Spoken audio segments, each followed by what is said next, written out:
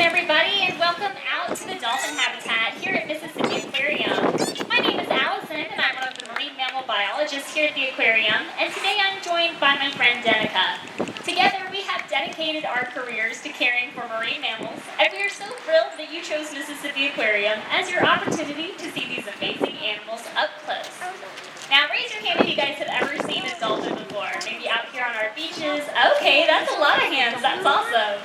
Well, we hope that after your visit today, you guys not only gain a better understanding of how we take care of and teach our resident bottlenose dolphins, but also share the same passion that we have to want to be able to protect and conserve these amazing animals right here in our backyard in the Gulf of Mexico. Well, without further ado, let me introduce you to the 4 male Atlantic bottlenose dolphins that calls Mississippi Aquarium their home. We have 2 6.5-year-old brothers, Archer and Nigel, who are showing off their little bows for you over there. Next up, we have 10-year-old Axel. He's our largest bottlenose dolphin.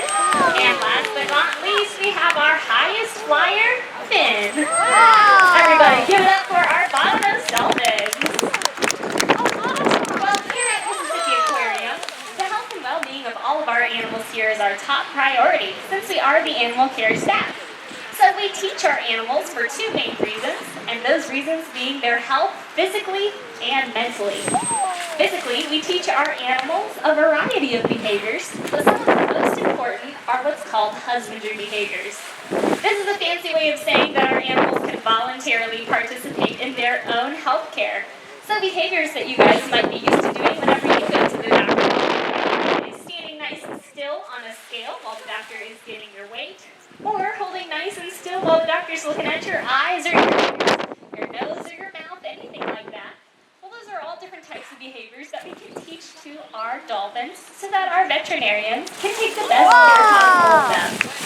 Believe it or not, our dolphins are taught to hold nice and still and hand us their tail flukes for a voluntary blood sample. Voluntary blood samples are incredibly important because they can give us an inside look into almost every system within the dolphin's body and can alert us to any potential issues long before any actual physical symptoms arise. Now, we also teach our animals a variety of what's called high-energy behaviors, which are the behaviors that you guys might be used to seeing dolphins do out there in the Gulf of Mexico. Whether that's swimming really fast to catch their next meal, or jumping really high out of the water, like our boys are showing off to you, to avoid predators. Now, of course, here at Mississippi Aquarium, there are no predators that our dolphins have to worry about in their habitat, and they eat their fair share of restaurant-quality fish every single day. So we teach these behaviors as a fun way to make sure that our animals are staying active. We also teach our animals to make sure they're staying mentally in shape as well. The training game is kind of like the way the animals can problem solve as they're figuring out new behaviors, so that we can make sure that they're exercising their bodies while they're exercising their minds as well. Now that you guys understand why we teach our animals here at the aquarium, let's talk a little bit about how we accomplish our training goals. We teach our animals using a method called positive reinforcement, which pretty much means that we give the animals reinforcement or a reward when they do a good job. Rewards can come in many different shapes and sizes, but the rewards that you'll see us use most obviously here at the dolphin habitat today is, of course, the animal's fish. But just like you or I, food isn't the only thing that we enjoy, and the same goes for the dolphins as well.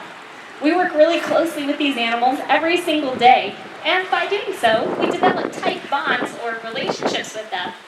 This helps us get to know them on an individual level so that we can understand what the animals seem to like or dislike.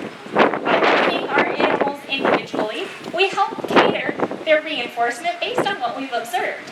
Whether that's playing with their favorite toys, maybe hanging out with their favorite trainer, or sometimes dolphins even like a scratch on the back, and some dolphins even like a rub on the tongue. By getting to know our animals individually, we are able to cater to our dolphins' needs and give them the most reinforcing training sessions possible. Believe it or not, dolphins out there in the Gulf of Mexico are also just as capable as learning through positive reinforcement as the animals that you're seeing here today. But just as we've learned that this is to the extreme benefit for the animals under our care, it can be to the extreme detriment of animals out there. Now, what do I mean by this? Well, you see, if you you guys are out there in the Gulf of Mexico on a boat and you feed wild dolphins, then you are inadvertently teaching those animals to approach people on boats. This puts animals in extremely dangerous situations.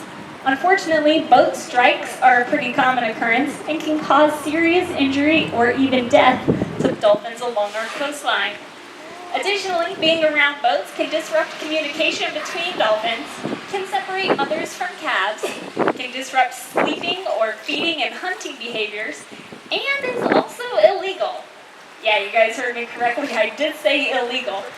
Interacting with, feeding, or otherwise changing the natural behaviors of bottlenose dolphins is strictly prohibited as outlined by the Marine Mammal Protection Act. So next time you guys happen to find yourself out there in the Gulf and you come across a pod of wild dolphins, make sure to keep a safe distance of at least 50 yards away. This will not only make sure that the dolphins are staying safe, but you guys are staying safe as well.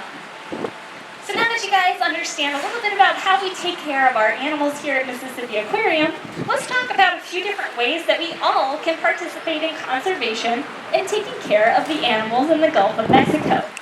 If you guys are local, participating in a local beach cleanup is an excellent way to make sure that our beaches stay beautiful, not only for our own enjoyment, but for the animals who call it their home as well. If you guys fish, making sure that you properly dispose of your used fishing line is incredibly important to make sure that this line doesn't pose an entanglement threat for marine animals. Even if you guys aren't from around here, maybe don't spend a whole lot of time out on the water, there's plenty of other things that we all can do in our own homes to practice conservation. We've all heard of the 3 R's, right? Reduce, reuse, and recycle. Well, we can reduce our use of single-use plastics, which means fewer of those items will end up littering our oceans. We can also reuse old items instead of throwing them away, putting fewer of those items in landfills. And we can all recycle. Recycling is an excellent way to manufacture new products out of old things that we would no longer be using anymore. There's actually a lot of different examples of recycling here at Mississippi Aquarium's campus today, whether it's the benches in our underwater viewing areas or the trash cans and recycling cans you see around campus, all of which are actually made out of recycled milk jugs. In fact, if you guys see any divers today, the wetsuits that the staff wear is also made out of recycled materials as well. But recycled items don't have to be so boring or so practical. They can be a lot of fun too.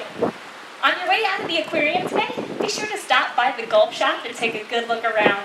It might surprise you just how many of those items are actually made out of recycled materials. Maybe if you guys take home one of those cute little recycled stuffed animals, it can be the visual reminder in your own homes to remember to recycle for our oceans. Well, once again, ladies and gentlemen, we want to thank you so much for visiting us today here at Mississippi Aquarium's Dolphin Habitat. My name is Allison, and Denica and I are going to be heading around front to answer any questions you guys may have. But until then, we want to thank you for joining us and hope you guys have a great rest of your afternoon here at the Mississippi Aquarium. Goodbye, everyone.